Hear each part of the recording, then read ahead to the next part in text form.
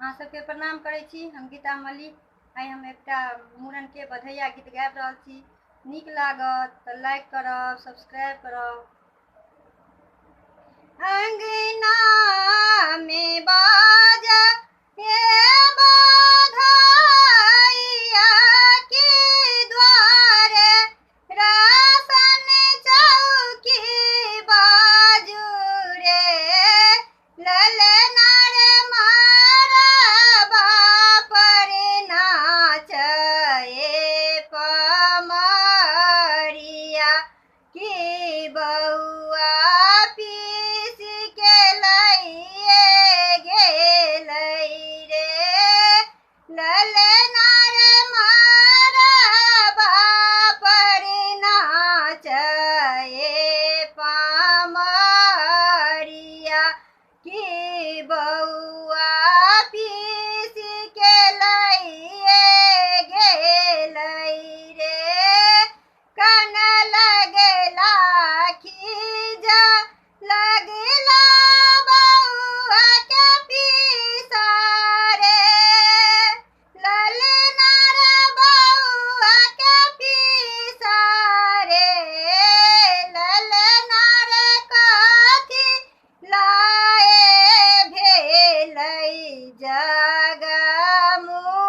जगमुरन बउआ पीस के लइए गेलै रे ललना रे कथी लाए भेलै जगमुरन बउआ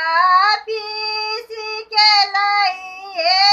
गेलै रे अंगना में बाजा ये बधाइया के द्वारे रासन चौकी बाजू रे ललना रे मारा बापर नाचे पमरिया की बउआ मौसी के लइए गेलै रे ललना रे मारा बापर नाचे पमरिया की बउआ मौसी के लइए गेलै रे कन लगला खीजा लगला बउआ के मौसा रे ललना रे बउआ के मौसा रे ललना रे कथी लाए भेलै जगमुरन बउआ मौसी के लइए गेलै रे ललना रे कथी लाए भेलै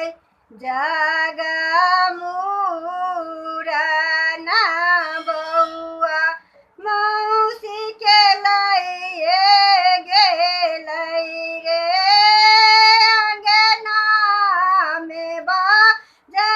ये बधाइया के द्वारे रासन चौकी बाजू रे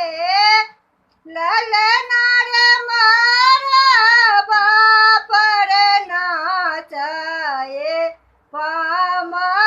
पमरिया की बउआ मामी के लइए गेलै रे ललना रे मारा बापर नाचे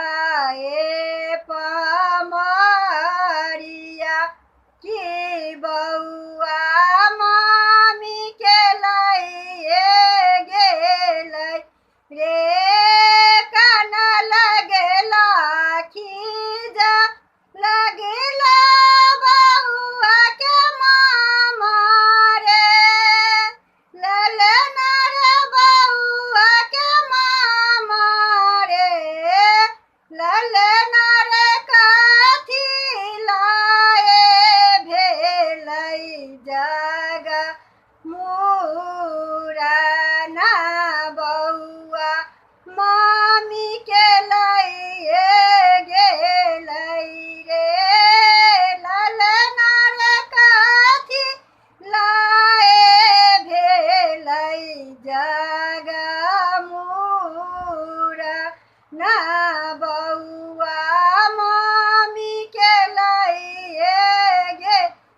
माई रे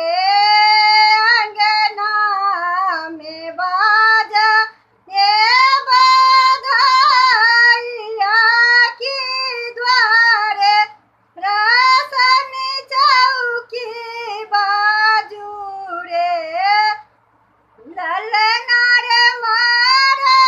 बापर नाच ये